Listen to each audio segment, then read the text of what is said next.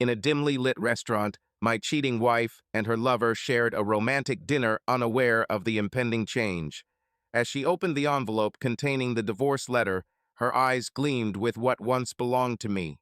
Her attire spoke volumes of her self-assurance, yet the world around them remained oblivious to the tumultuous turn their lives were about to take. The man before her chuckled conspiratorially, seemingly convinced that he was now privy to her innermost secrets. I stood afar, knowing where they sat, their preferred dishes, the wine he'd ordered to win her favor, and even the scent of perfume she'd chosen for our anniversary years ago.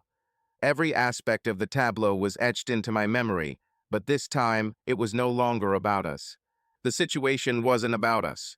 I no longer gave thought to her feelings or his thoughts. What mattered was the letter, the paper that would finalize an act I had endured for too long as a facade. The waiter put the envelope on the table with a subtle smile, and she, without delay, grabbed it as if expecting a precious present. His muffled laughter echoed as his fingers brushed the edge of the paper. She assumed it was a surprise from him, a romantic gesture, something to uphold her self-created illusion. However, as she read, her expression altered, her face started to pale, her lips parted in a silent sigh. The confidence in her eyes shattered. I wanted her to feel, even for a moment, the same agony that had tormented me for months. That look of disbelief, of despair, marked the start of my plan. He watched her, bewildered, unable to comprehend the shift in mood. He inquired, attempting to grasp her hand over the table. She remained silent, frozen, as if time itself had ceased around her.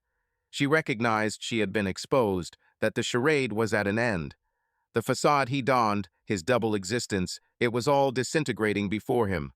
I recall the initial instance of suspicion. It was a message, straightforward, too innocent to trigger immediate wariness. Yet, an instinct warned me there was more hidden. Weeks of doubt, sleepless nights, scouring the crevices of our lives for hints.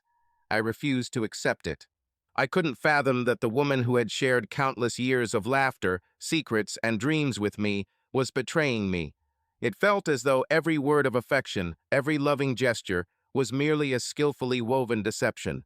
Only when the evidence became irrefutable did I realize the truth. Photos, messages, secret rendezvous.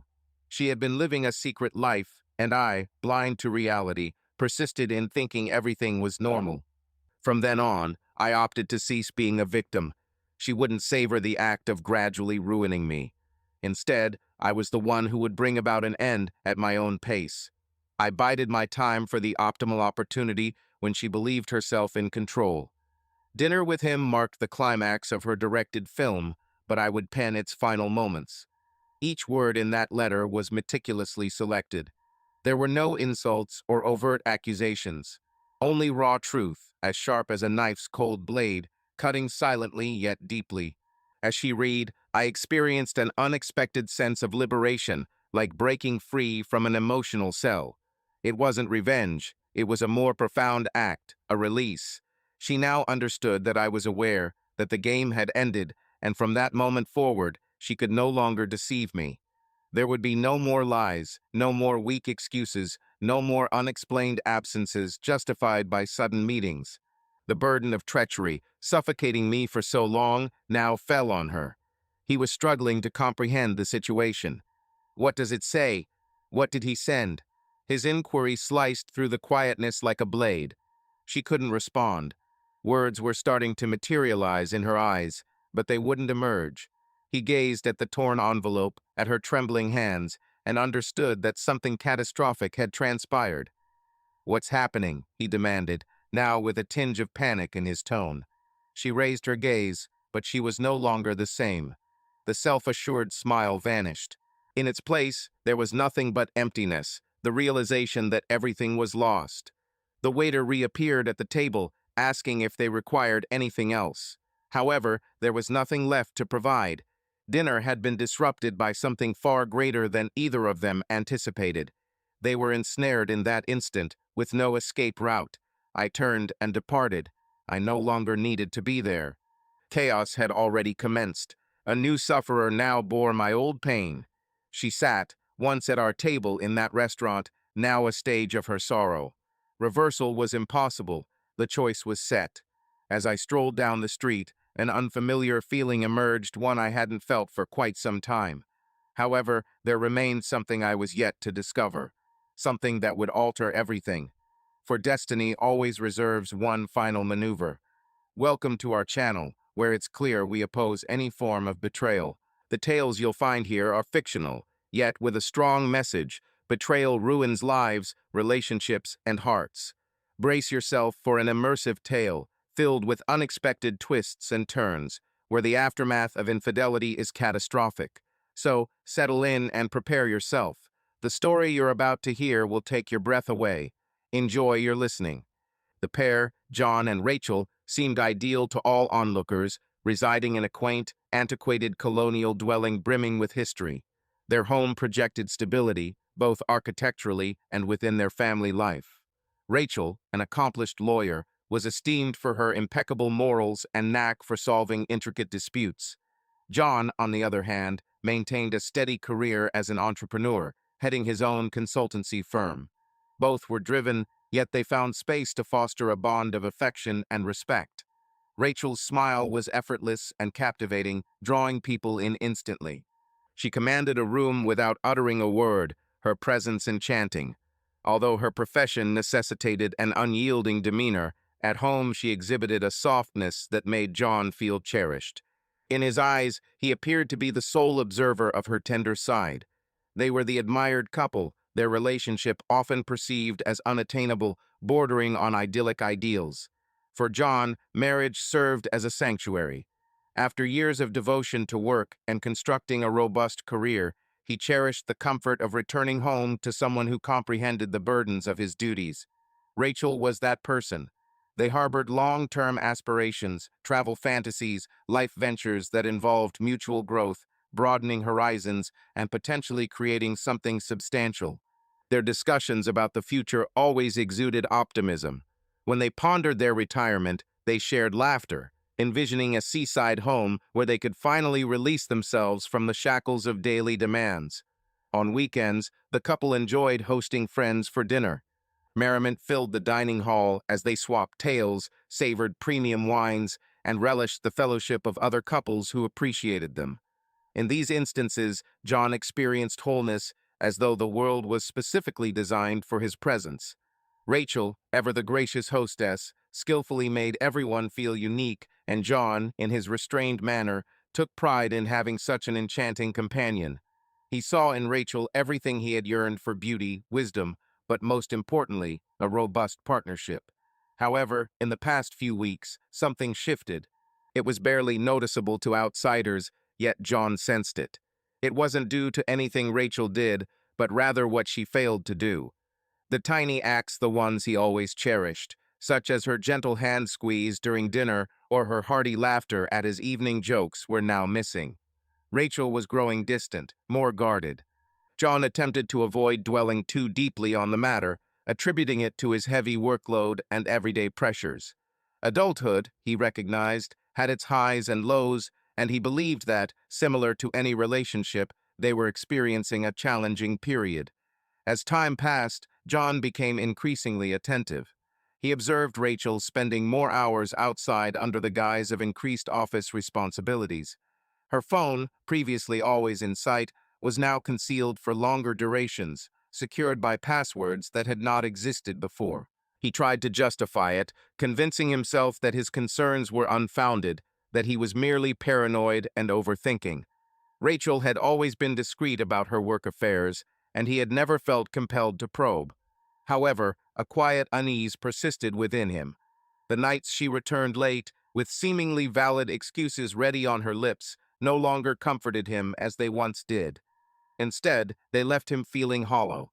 A vague sense of mistrust gradually congealed within him, amplifying day by day.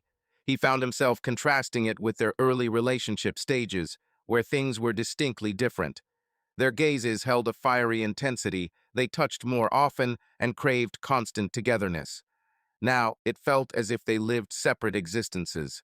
John pondered whether this was simply a byproduct of time in a long marriage, or if there were hidden factors contributing to the distance. Doubt seeped into him gradually, barely noticeable at first, but its presence grew more pronounced with each passing day. In contrast, Rachel appeared engrossed in her own realm. When John inquired about her day, she gave vague responses, avoiding detailed explanations, a behavior that was uncharacteristic of her.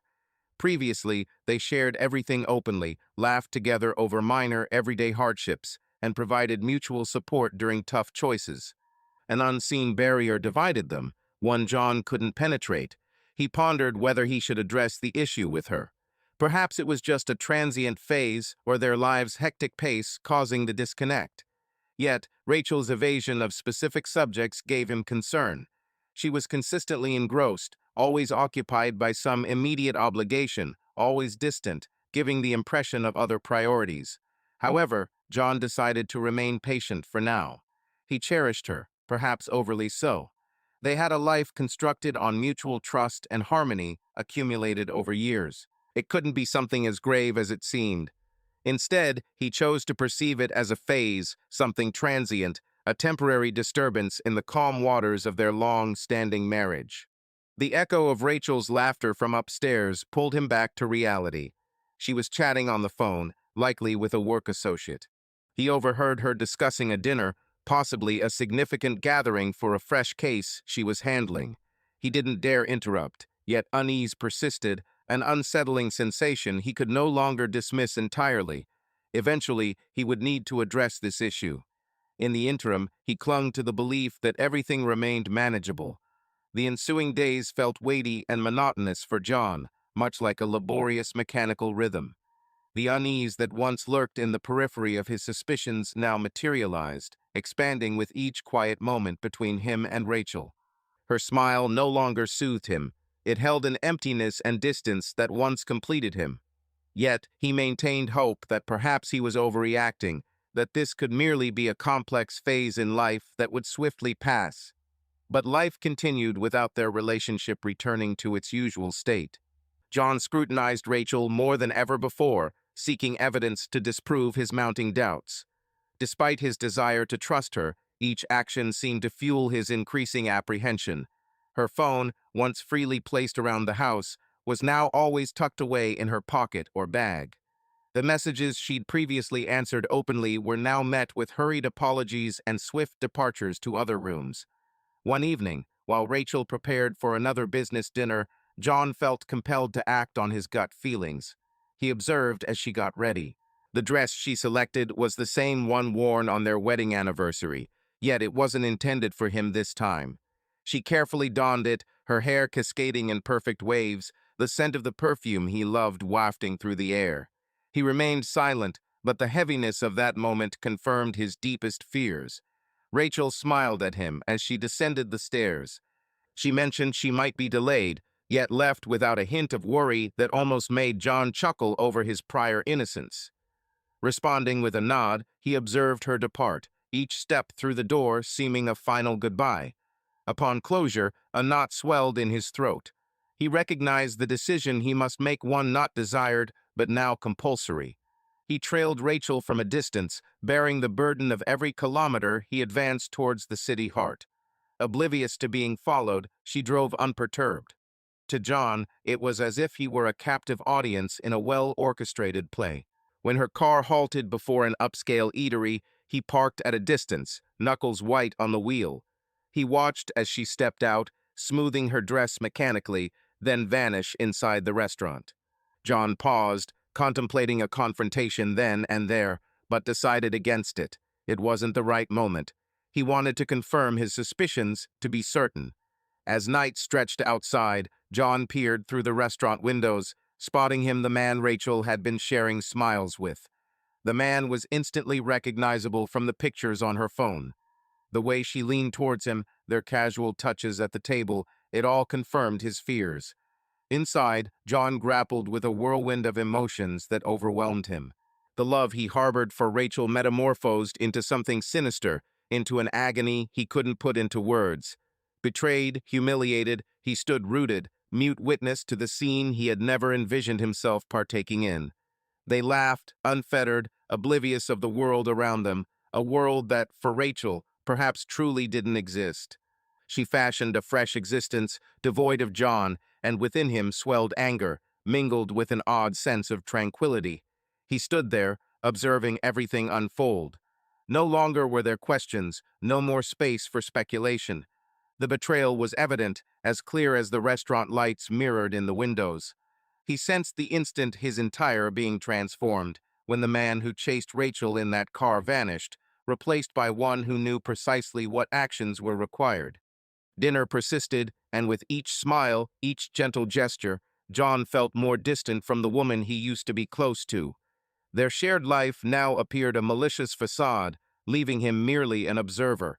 The divorce notice lay in wait, poised for its opportune moment. Unaware, she hadn't yet realized that the end was nearer than she could ever have imagined. The waiter emerged with a bottle of wine, something John had arranged over the phone, anticipating this very instant. Unaware of what lay ahead, Rachel smiled at the waiter, assuming it was another unexpected move by the man before her. Grasping the envelope with a sure smile, her face transformed into one of puzzlement and fear as she scanned the initial lines. John, distant yet pulse-quickening, watched as Rachel scrutinized the document. Her complexion paled, her hands trembled slightly. Trying to conceal her response, she failed to notice the man's observation. What transpired, he inquired, not comprehending the sudden shift. Yet Rachel remained silent, her lips moving but no words escaping. In the end, there was no denying it. The betrayal was evident, yet so was John's long-hidden secret. He departed, leaving behind the turmoil he had stirred up. The restaurant's ambience seemed stuck in a time loop, although life continued to revolve around it. For Rachel, everything around her faded away. In the dim glow, clinking cutlery mirroring in glasses, soft chatter echoing from afar, and the flickering candlelight all faded simultaneously as his eyes landed on the unfeeling words on the divorce notice. The paper had slipped from his trembling fingers as his mind wrestled to comprehend how they'd reached this point. She was left with just an empty void, her own labored breaths and Mark's gaze, fixed ahead, displaying confusion and worry. "Rachel, what's wrong? What's happening?" His voice broke the quiet, snapping her back to the present. She looked at him, her mouth moving silently, as if hunting for words that eluded her grasp. The letter remained there on the table, open, every word echoing her fear. John had found out. He always had. Mark, still oblivious to the severity, bent to pick up the letter. His eyes scanned the document briefly before freezing as well. Mark murmured, "It's a divorce letter," seeming more to express his thoughts than addressing Rachel. His gaze shifted towards her, disbelief etched across his face. He realized the truth. Rachel had closed her eyes, as if wishing away their predicament. But Mark's words echoed in John's mind. Yes, he was aware of the infidelity. There had been no heated arguments or accusations, only silence.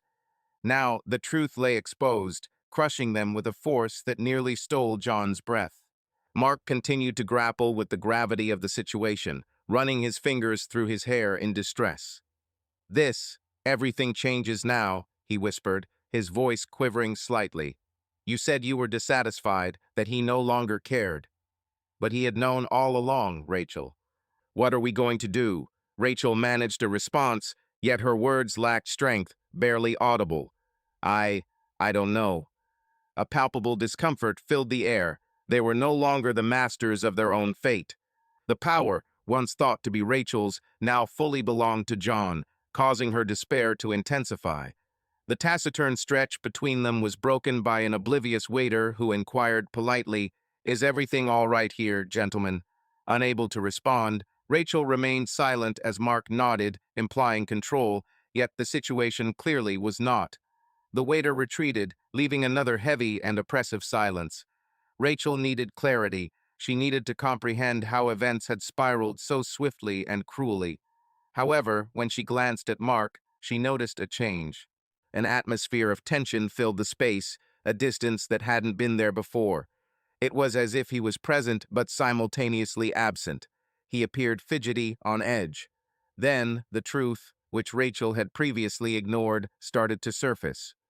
"Mark," she began softly, "what are your thoughts?" He didn't answer right away, instead averting his gaze while rubbing his hands anxiously. Rachel, it seems we need a conversation. Her heart raced. In his eyes, she noticed something unfamiliar, a hint of doubt, possibly regret. Could you clarify the topic? She questioned, her voice quivering. Mark appeared to be gathering his breath, as if preparing for a challenging disclosure. I'm uncertain if this us is a good idea to pursue. Rachel felt the ground vanish beneath her feet. What do you mean? She demanded, her voice growing stronger, an edge of despair seeping in. Mark met her gaze, his expression now grave, nearly detached. I must inform you, Rachel, I am already married. These words resonated heavily with Rachel, unexpectedly knocking the wind out of her. She blinked repeatedly, struggling to comprehend what she had just learned. Married? She echoed incredulously. You didn't mention being married. Mark nodded, pressed his lips into a tight line. I kept it hidden from you. Initially, I thought it wouldn't matter. But after seeing how John handled the situation, I understand that I can't continue like this. I have a wife, a family. Rachel leaned forward, pushed against the table by the weight of the revelation. You have a wife, she repeated, feeling anger surging beneath her skin. You led me to believe I was the only person in your life, that we could build something together. How could you do that? Mark stood firm, his gaze on her, but with a cold determination in his voice. I lied, yes, but you also deceived John. We both constructed this relationship on lies. And now I see the extent of the destruction it can cause, not just for our lives, but for others who don't deserve to suffer due to our deceit. Indignation and despair intertwined in Rachel. And now you wish to return to your life as if nothing happened. Mark fell quiet for a spell, his lips pressed tight, eyes weary. I'm at a loss, Rachel. This has escalated beyond repair, and today's events have made it clear that our relationship can no longer persist. A wave of humiliation and rage surged through Rachel. It wasn't merely the deception she grappled with now, but the revelation that she had been manipulated. She forfeited her marriage, her life with John, for someone who never intended a complete commitment. With a wife, a home, something he had concealed, Mark was now poised to depart, leaving no trace behind at the brink of their imminent collapse. You can't abandon me like this, Rachel murmured, her voice quivering with emotion. You can't do this to me right now. Mark shook his head resolutely. I can't keep up a facade, Rachel. I can't cause any more destruction. Another silence descended upon them, oppressive and unyielding. Looking at the divorce notice on the table, Rachel stared at the man who had been her perceived new source of joy, now nothing but a cruel deception. Her legs trembled slightly as she stood from the table. I require time to contemplate, she said, her voice chilled and detached. Mark stayed silent, merely observing as she collected her belongings and departed from the restaurant without a glance back. Rachel hurriedly left the establishment, nearly colliding with pedestrians on the sidewalks. The chilly evening air struck her face, yet it was insufficient to quell the turmoil roiling within. With each step he took, his footsteps seemed to echo the void that now gnawed at his core. Mark's words still reverberated in his mind, weighing heavily. I am already married. These words repeated in her thoughts, searching for explanation and justification for the recent turn of events. Minutes ago, her world, seemingly stable, crumbled around her. Windows of shuttered stores gleamed under streetlights, yet Rachel saw only her own disarray. How had she let things deteriorate so severely? How could she have been so oblivious, so gullible, as to think Mark was the answer to her dilemmas? Now, aside from John's heartache, she bore the burden of deceit, used and manipulated by someone who prioritized his family life over her. The sense of betrayal intensified, not just toward John, but also Mark, who betrayed her confidence. Alone, she was ensnared in a tapestry of deception she had assisted in crafting. The ethical quandary was oppressive. On one side, she acknowledged the transgression of her marriage vows, betraying the man who, inexplicably, still appeared to cherish her. On the other, she was grappling with the reality of her own complicity. In one instance, she had been deceived by someone who symbolized her aspiration for a fresh life and altered destiny. As she ceased her stride, she recognized she was outside the building where she resided with John. She gazed upward at their apartment window, its darkness suggesting that John likely wasn't home. For an instant, she wrestled with the urge to return, to step inside and attempt an explanation, to plead for forgiveness and a fresh opportunity. However, simultaneously, she knew it might be too late for that. The harm had already been inflicted. The harsh words of the divorce decree continued to echo in her mind, a sour reminder of John's resolve. Rachel stood before the building's entrance, hesitant, her heart burdened. She acknowledged she must confront her actions, yet the dread of rejection, of not being absolved, immobilized her. Her hand lingered over the doorknob for several seconds before making a decision to enter. The lobby was vacant. A heavy silence echoed around her, making every footstep sound loud and ominous. The elevator climbed at a snail's pace. With each floor passed, her apprehension grew. What words could she utter to John? Had they said all there was left to say? As the elevator door slid open, she proceeded down the corridor, each step feeling heavier than the previous one. Upon reaching John's apartment door, she hesitated once more. Could it be that he no longer desired her presence? Perhaps he had already taken steps to erase her from his life. This thought weighed heavily on her, yet she knew she must confront the repercussions of her decisions. When she pushed open the apartment door, silence met her like a cold wave. The lights were off, and there was no trace of John. The room was spotless, immaculate, as if he hadn't returned home since their silent altercation in the restaurant. Will remained motionless for a few moments, her eyes sweeping over familiar surroundings, now feeling foreign and distant. The shared house felt alien to her now. She moved towards the couch and let her accumulated feelings take their toll. Suppressed tears from the night surfaced silently as she quivered under the weight of all that had transpired. Regret weighed heavily, accompanied by a profound feeling of impotence. There was no escape from the past. Her decisions from recent months had brought her to this point, and now she needed to confront the repercussions. The apartment door softly creaked open, and Rachel, without looking, knew it was John. A heartbeat skipped as she rose, turning to face him. His gaze was composed, but there was an icy presence that had never been there before. He stepped quietly into the room, unspoken words hanging in the air, his eyes locked on hers. "John," Rachel attempted, her voice fading away. She found herself at a loss for words, unsure of how to begin. He scrutinized her in silence for a while before speaking, his tone steady and composed. "Did you read the letter?" Rachel nodded, a lump rising in her throat. "It's Lee."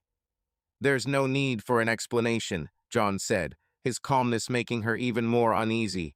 "I already know everything." His words struck her like a blow. There was nowhere left to hide, no room for excuses or justifications. He knew. "I always suspected." John approached the coffee table and laid the keys on it, the sound reverberating in the quiet room. "Why, Rachel?" she asked. "I need an answer." She hesitated, struggling to find the words. How can I explain the unexplainable? How can one justify betraying the man who stood by their side, who gave them everything? "I assumed as much," he replied, his voice filled with disbelief. "Why did you do this?" she inquired again, her voice fragile. "I was unhappy." "I thought so," he said, incredulity evident in his tone. "And the remedy for unhappiness was to search for another? Haven't you considered we could resolve this as a team?" Rachel couldn't lift her eyes to meet John's. "I was perplexed. Our relationship wasn't the same as it used to be." John let out a sigh, raking his fingers through his hair in an expression of exasperation. "Things evolve, Rachel. That's part of being married. Yet, what you did—" He left the statement hanging in the air, letting the tension fill the room. Rachel could feel her body tremble beneath John's disapproval. She knew she had erred, but didn't know how to mend what she had shattered. In the end, John turned and walked towards the door. For a brief moment, he paused without turning back. "I'm going away for a few days. I need space to ponder." Rachel moved forward, gripped by desperation. "John, wait." "Not at this time," he replied decisively. "Perhaps I can find it within myself to forgive you eventually, but not at the moment. I simply must keep my distance." And with those words, he departed, leaving Rachel in solitude, enveloped by silence and guilt. The vacuum left when he shut the door echoed harshly. She recognized this marked the start of something beyond her grasp, a wound perhaps irreparable. The quiet in Rachel and John's residence loomed heavily, interrupted only by the clocks ticking on the wall. For days following, Rachel found herself engulfed in an emotional lethargy, preoccupied solely with John's parting words. He had vanished without a promise of return, without even a glimmer of potential reconciliation. The ambience that once comforted her as home now constricted, swarming with recollections of a love she had shattered. She endeavored to immerse herself in routine tasks, yet nothing alleviated the ever-present unease. Her mind, ensnared by anticipation, oscillated between remorse and despair. Rachel acknowledged her infidelity as the precipice, but the emptiness left by John was unendurable. She viewed him as more than just a spouse, he was her confidant, her sanctuary. Yet here she stood, solitary and confronting the repercussions of her decisions. On an afternoon that followed days of quiet, Rachel received a message. Mark's name flashed up, and a sense of dread filled her heart. For a brief moment, she debated ignoring him, but she recognized she required answers. Upon reading his message, what he wrote caused his stomach to churn. Mark disclosed that his wife had uncovered their secrets. A marriage she considered remote and insignificant was now teetering on the edge of ruin. He accused her. It seemed that much of what transpired was somehow a result of Rachel's decisions. His words were icy and calculated, tinged with an anger she hadn't anticipated. The man she sought solace in was now abandoning her, shifting the blame to alleviate his own guilt as he grappled with the impending collapse of his life. Rachel shut her phone, the gravity of her actions pressing heavily upon her in an unfamiliar manner. She saw no way out. Not only had she dismantled her own marriage, but also contributed to the collapse of another family's harmony. The sensation of loneliness grew unbearable. All that remained was acceptance of the truth. She had deceived everyone around her, most of all herself. Meanwhile, John sought solace at an old friend's residence.